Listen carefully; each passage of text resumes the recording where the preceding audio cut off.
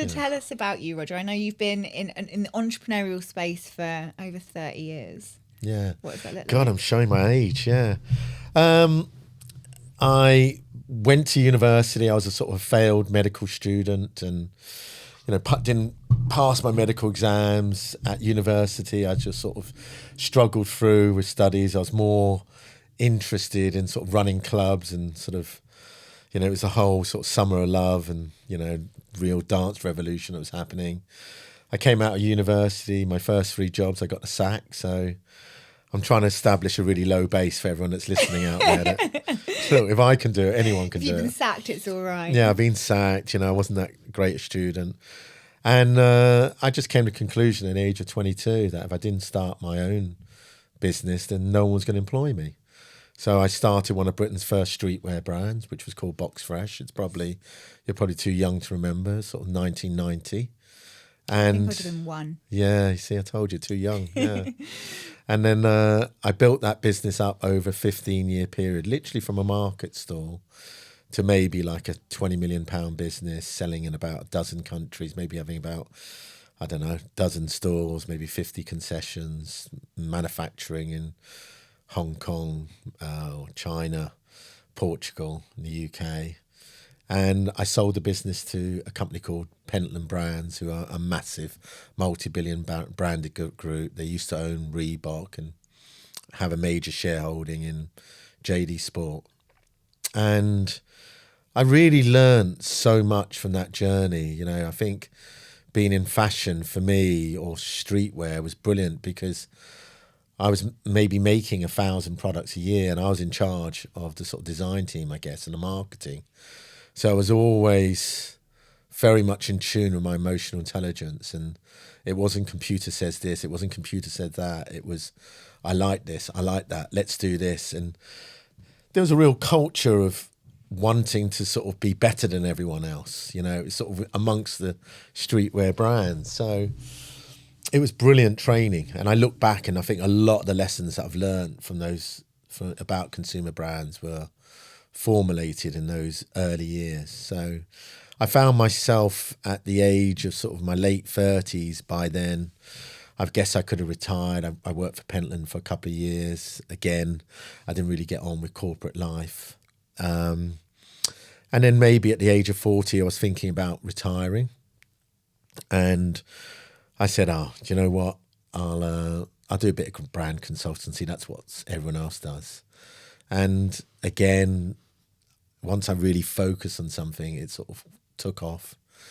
And I had quite a lot of branded, sort of mainly fashion brand clients like Superdry, Universal Music, loads of brands.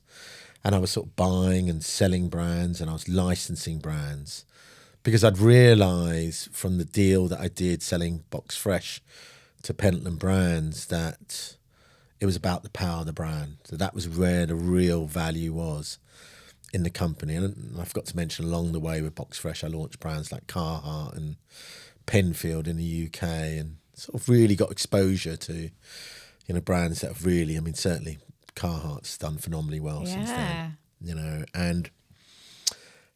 and I basically bought and sold brands for about a 5-year period. And then I got fed up with advising people who were quite similar to myself, who had maybe too big egos and they weren't listening enough. And I was like, forget this, And I think Steve Jobs once famously coined about connecting up the dots of your life.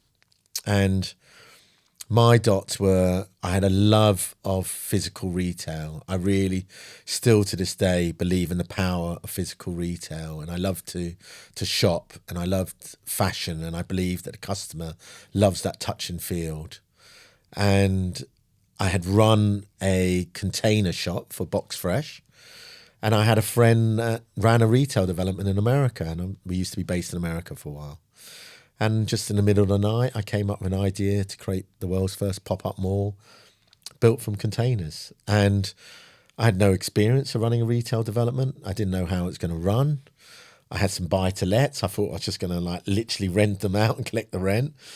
And I remember a retail director from another retail development company saying to me, well, how are you going to run it? I'm like, what do you mean run it? All I got to do is collect the rents.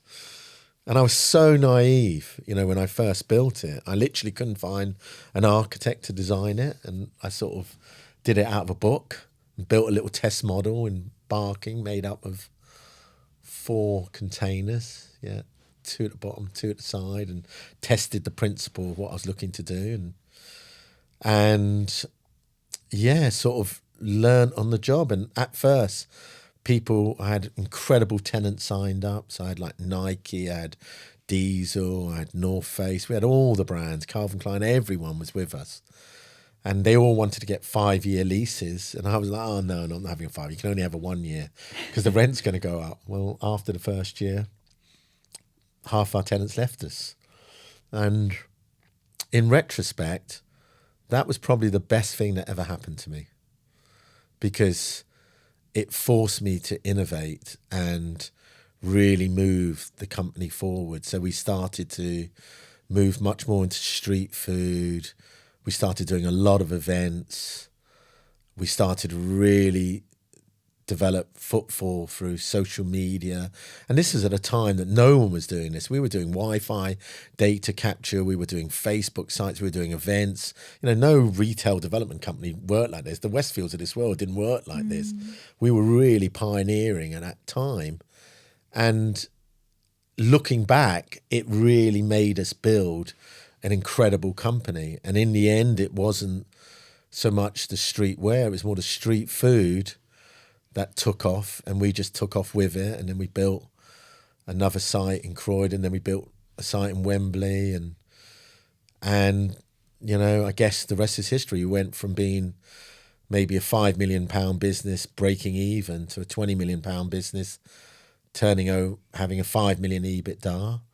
And I sold the business a few years ago, the majority shareholding, to Lloyd's Development Capital in a 50 million deal, and still own a minority share there. And now I run a venture capital fund.